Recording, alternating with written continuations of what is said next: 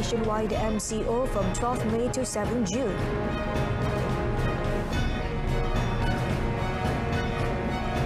Penalties await employers for stopping workers self-quarantine.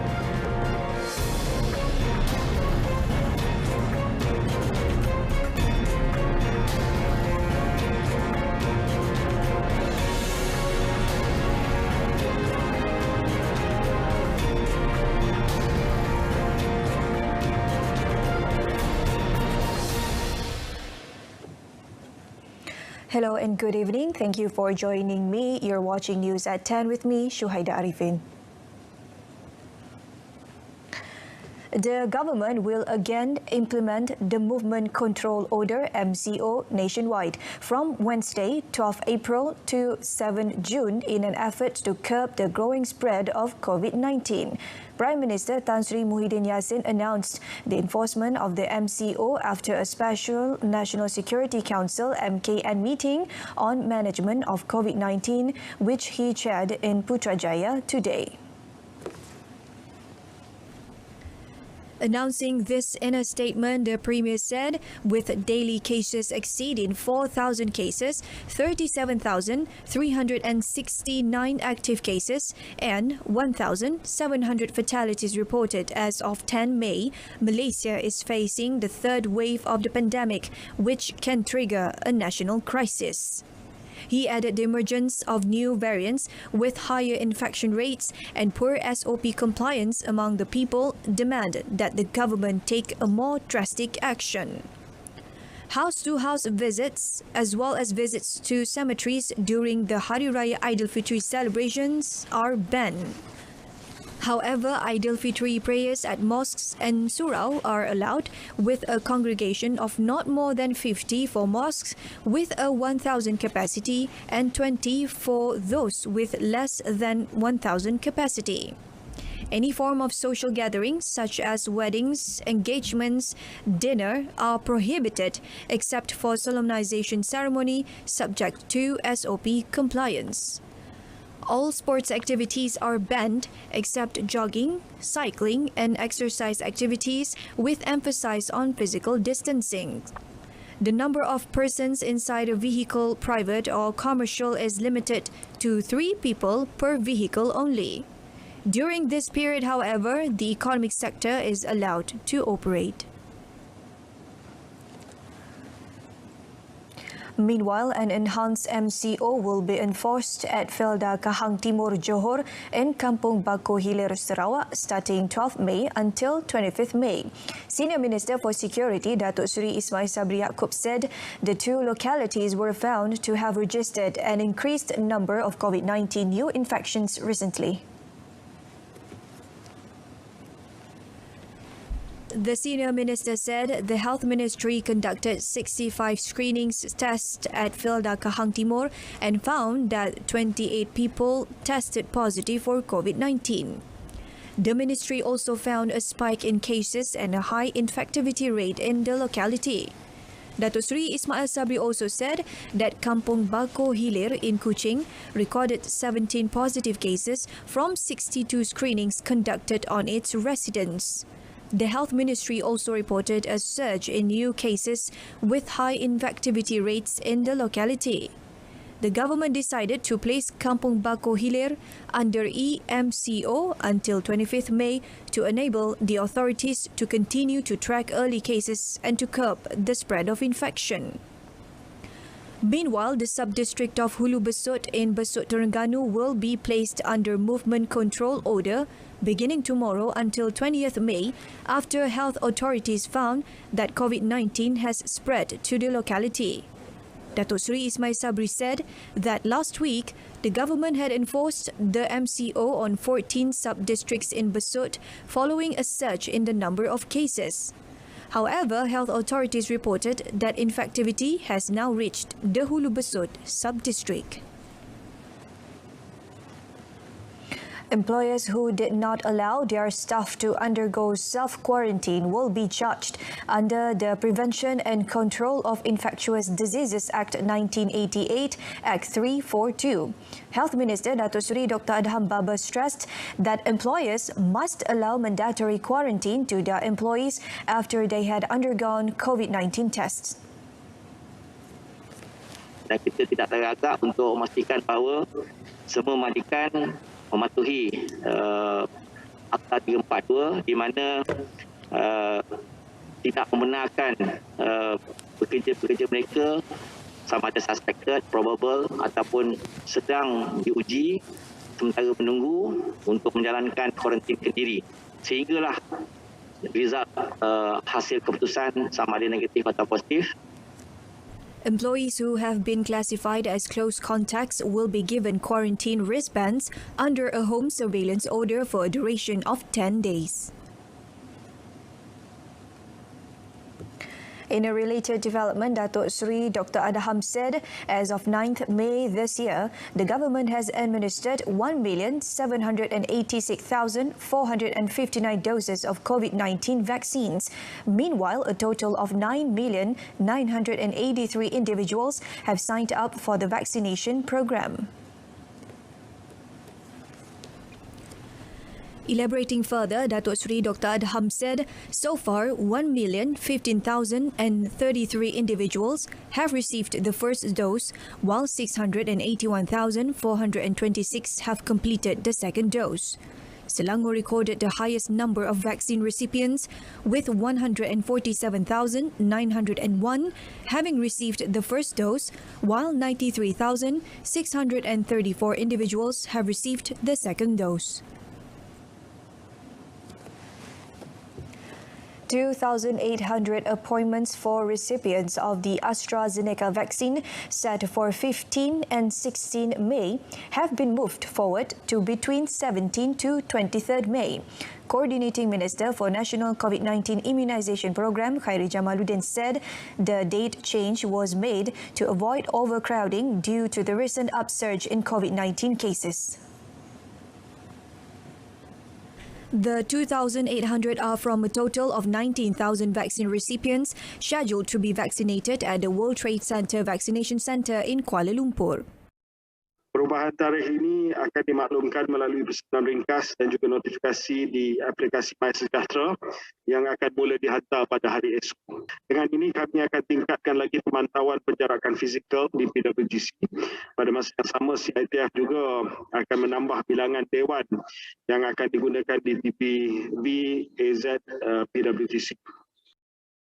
Khairi said Malaysia has a 75% vaccine utilisation rate of all incoming COVID-19 vaccines. Meanwhile, Khairi also defended the government's use of the hotspot identification for dynamic engagement hide early warning system today, citing the surge in mall activity leading up to the Raya festivities.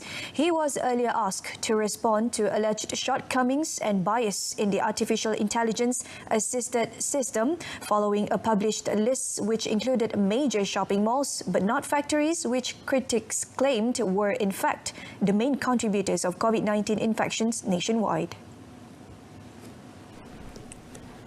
While he acknowledged the existence of blind spots in the system's usage, Khairi pointed out that this did not exempt shopping malls as potential hotspots, which could lead to emergence of COVID-19 clusters.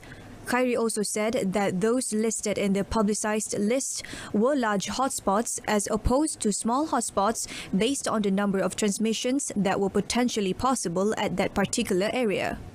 We've decided not to list everything because that might create further panic and alarm, but we are concentrating on the large hotspots only. On the matter of whether it can be listed again, yes, of course, if we use the system, if we continue to use the HIDE system, then a particular premise, if there has been there has been data showing that it can once again potentially become a hotspot. Yes, it will be listed again.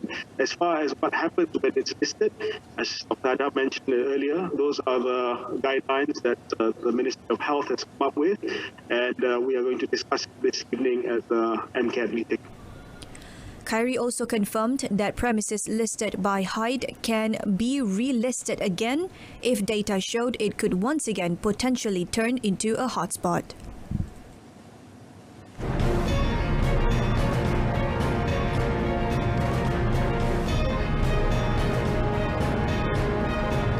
Coming up next, 1MDB SRC filed 22 suits to recover 96.6 billion ringgit.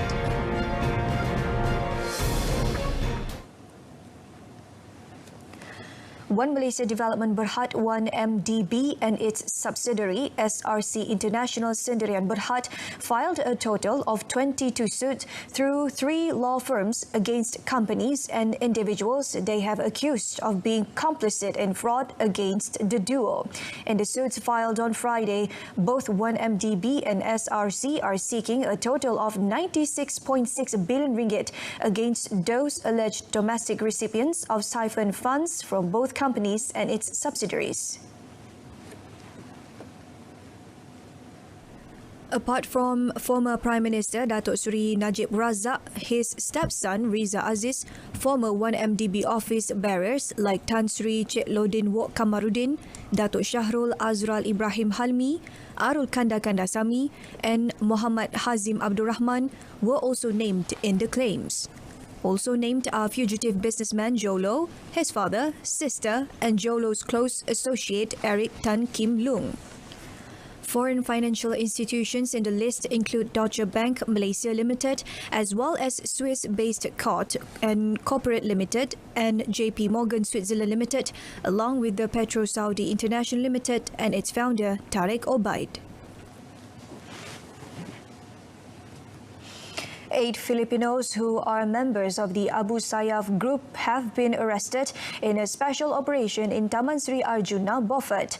Sabah Police Commissioner Datuk Hazani Ghazali said they were nabbed with 29 other Philippine nationals in a mangrove swamp area during the operation conducted by police and the Eastern Sabah Security Command ESCOM at 3 a.m. 2 days ago. Kita telah confirm, kita telah sahkan, kita telah verified dengan pasukan keselamatan Filipin dan mereka mengesahkan bahawa ke-88 tersebut adalah daripada kumpulan Abu Sayyaf yang telah melarikan diri masuk ke Sabah.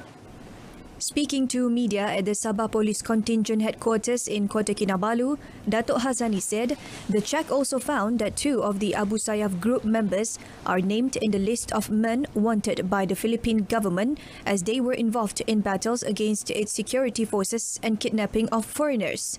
He added that those arrested have been remanded for 7 days from yesterday, and this success was the result of cooperation between police, ESCOM, and the security forces of the Philippines. The body of an 8-year-old boy who drowned after slipping into a drain at the Cempaka Flat Garden Avenue, Seremban 2 days ago was found at 7:30 this morning. According to Seremban Fire and Rescue Department JPBM Station Chief Khair Amir Ahmad, the victim's body was found floating at the Taman Arwana Impian Water Catchment Pond about 1.2 kilometers from where he fell. The victim's body was sent to the Tuanku Jaafar Hospital in Seremban for postmortem after the search and rescue operation was ended at 8 a.m. The SAR operation took 3 days, involving 60 personnel from various bodies, including the Water Rescue Unit, PPDA, and 2 dogs from JPBM's K9 unit. In the 4 p.m. incident, the victim, his 10-year-old brother, and a 12-year-old friend were playing in the area when one of them slipped and was washed away in gushing waters following heavy rain. The Ministry of Human Resources has denied reports by news portals that it has suspended the enforcement of the Workers' Minimum Standards of Housing and Amenities Amendment 2019 Act 446. Its Minister Datuk Seri M. Saravanan said the Act is still in force and enforcement operations are constantly being carried out to ensure compliance with the Standard Operating Procedures SOPs of COVID-19 said. It was reported in some of the online portal and in some of the local printed dailies bahawa kita telah membatalkan enforcement terhadap majikan dari segi penguatkuasaan Akta 44, which is not true. Satu fakta yang tidak betul dan mengelirukan rakyat. Saya sudah minta peguam-peguam saya dan juga pegawai undang-undang kementerian semak balik sama ada elemen memberi fakta yang tidak betul ataupun fake news. He said Act 446 came into effect in June 2020 and employers were given a 3-month grace period until 31st August 2020 before it was fully enforced in September 2020. Meanwhile, Datuk Seri Saravanan said, as of 8 May, a total of 17,882 employers have been inspected nationwide, and of that total, 6,069 of them were found to have complied with the Act, while 11,813 still failed to adhere to the law. On the Working for Workers WFW application, which was launched on 3rd May, he said so far it had recorded 59 complaints involving various labour-related issues.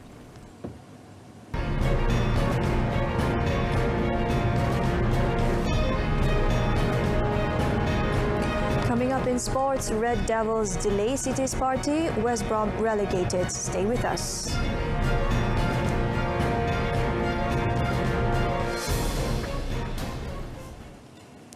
The Harimau Malaya squad are ready to face the second round of the 2022 World Cup 2023 Asian Cup qualifiers in the United Arab Emirates UAE next month with more confidence now that all the players have received the second dose of the COVID-19 vaccine jab.